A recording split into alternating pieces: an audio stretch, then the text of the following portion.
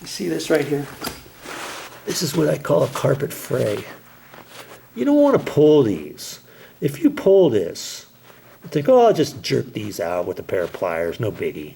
Well, depending on what kind of carpet backing you have, and this is probably an action back carpet pad, or carpet back. This carpet, most carpets have action pad. Most of them have that kind, and if you pull this, you might zip a line, whichever way it's going, and it looks like it's going this way. There might be a carpet seam right through here, or something. Okay, don't cut that. Don't cut it, or don't pull it off. Don't try to take a pair of scissors. It's kind of tricky to get that with a pair of regular scissors or sheetrock knife. You can pull it across like that, cut each one of these. That's kind of tricky too.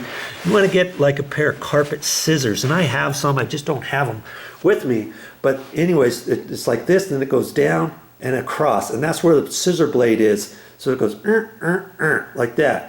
And then your scissors are right down flat to the ground while your fingers are up here using the scissors. And then you just snip it off. And if you look at your house, I'm sure you can find some. Maybe not like right out there. Lots of times you'll find them next to door jambs. I've seen them all the time. All around here. Sometimes you'll see it or around this edge, over on the inside corner of where the baseboard is. Just different places. When you see that, get your carpet scissors.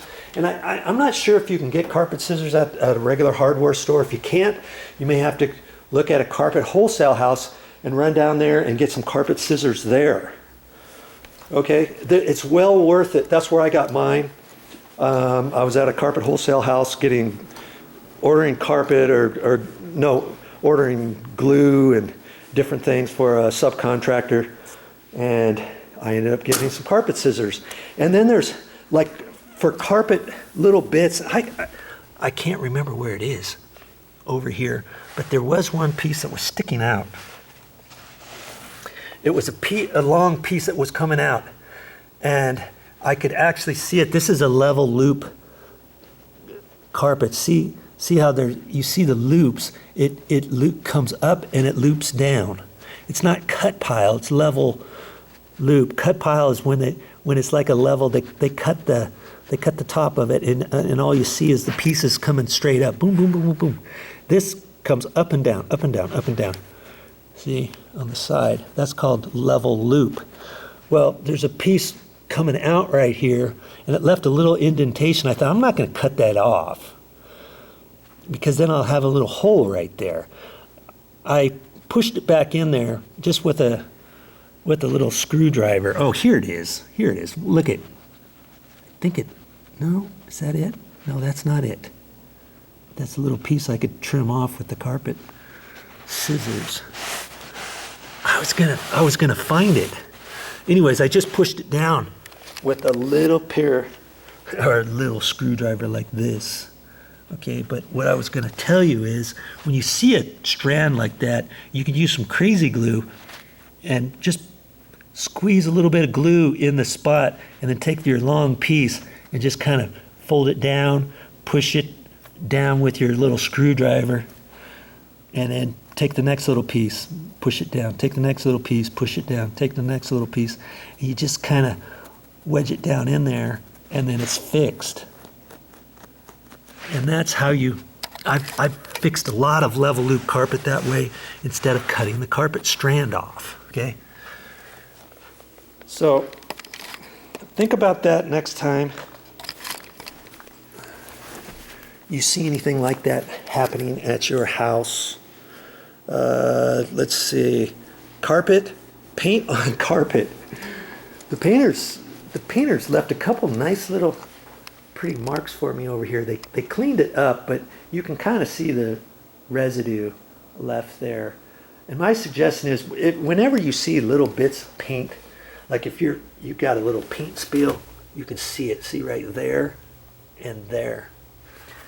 Try using simple green first. I've always had good luck with simple green. And I think I'm going to use it on theirs. Even though they got most of it off, I'm going to try simple green and see if I can get a little bit more of it off. Okay. So, and I use simple green for all kinds of stuff. They left a couple nice little surprises for me up here. They just got all this stuff painted, and they had plastic up here. But you can imagine guys going up and down this for almost a week and a half, and the plastic came back around and ripped, and they had a nice little place right there where there was some paint, and he says, oh, I'll get it off with some stuff. Okay, so he put the stuff on there. I can still see residue of it, can't you? So I'm going to take my simple green and I'm going to spray it there and go to town on it. Look at these steps. I mean, we even had the carpet cleaned, and after the carpet was cleaned, I could still see marks on the edge, on the edge, on the edge, on the edge. And I'm going to end up taking simple green. I'm going to spray it here. I'm going to brush on these edges. See that? That was there after the cleaners. The carpet cleaning lady came here because she couldn't get her wand in there, you know, nice and tight around the edge. So I'm going to spray some simple green on there, and it's going to come off. Here's some more paint they left for me. Right there. I pointed that out to them. They didn't even touch it, did they? I think simple green will get that out. And what else did the painters do when they were up here? Oh yeah, we got this special stuff we'll use. Yeah, they used it all right. They sprayed it on the floor. They had a little bit of overspray on the carpet, but they got this cleaner, whatever it was. They got just a little bit on the brand new baseboard that they painted. Isn't that nice? Isn't that nice? Look at that. See there? It's still wet. And I pointed out to him on his walkthrough. Well, look, it's all icky cheese. Oh, we'll get that off. We'll repaint that. So now he's got to fix that. That's on his list. Luckily, it only goes to about there. To there. I'm going to have to make sure he doesn't wipe that off and it gets on the carpet. If it gets on the carpet, guess what? He's going to end up having to clean that off too. Yucky, yucky. Okay. What else? Adjust chatter indoors. Strike plates. My pet peeve is strike plates that chatter. And I already kind of showed you, if you've been watching my videos, you'd seen how I adjust strike plates with the little tab in there. Ones that have a tab with the screwdriver hole in it, ones that don't have a tab with a screwdriver hole in it. You can adjust that tab, and when you close your door, you can make it stop preventing it from chattering. I just hate that when that happens. And I ended up, when we painted, here's another tip. If you're going to paint, if you've adjusted all your strike plates in your house a year, 6 months, 2 days before you're painting, make sure that when you take these off, that you mark where you take them off. Don't think, I'll just take all the strike plates off and I'll put them all back on, whatever. Now all your doors aren't going to be adjusted properly, because every one of these doors, the strike plates in here, I went around throughout this entire house. There's probably, I don't know, 20 doors in it or so. And I adjusted every single strike plate. And so, because I took them off, I want to put that particular strike plate there. The one that was there, I want to put there. I don't want to put that one over there and that one over there, because then they're not going to be adjusted properly. And I'm going to have to go back and adjust everything. Okay? So that's my tip for chattering doors. And here's one. I haven't made the video on it yet, and you're getting the sneak peek of it right now. Grease door hinges, clean residue off of doors. Have you ever seen a door? And I made a video of cleaning off the residue. When you have hinges like this on white, especially on white, even if you got stained doors, you can generally see, depending how old your doors are and your hinges, you generally see black stuff all here, and you're like, what is that? Sometimes you got it on just one hinge. Maybe when you open the door, you also see it. Generally, you see it right here, right there. That's from opening and closing the door, thousands of times, and having this hinge pin starting to rub on the inside of the knuckles of the hinge. And after a while, it could get rusty, or even these pins. These were in pretty good shape, but yet they still blew out this black stuff all over. I cleaned all that stuff off. Well, guess what?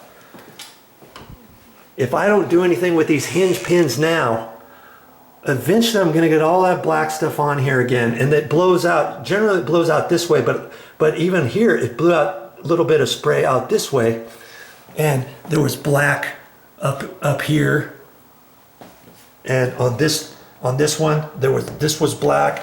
On this one there was stuff even over here, as well as here, as well as there on the inside. Cleaned all that stuff off. So the other tip I have is take your hinge pins out and put some grease on them, some multi-purpose grease, and I'm going to end up doing that, believe it or not, on all of these doors. These are 8-foot tall doors, 4 hinges, 4 hinge pins, 4 hinges on every single door. And if there's 20 doors here, what is that? 80 hinge pins. I'm going to have to put all-purpose grease on. I found it at the hardware store, and I'll make a video of that when I do that. But that's something I need to do here pretty quick. That's also going to make these doors open and close easier. It's also going to prevent the black stuff. Now that you got it all nicely cleaned off in here, and I ended up spending really late one night cleaning it all off. That's all I got for this time, but I'll be back with more videos.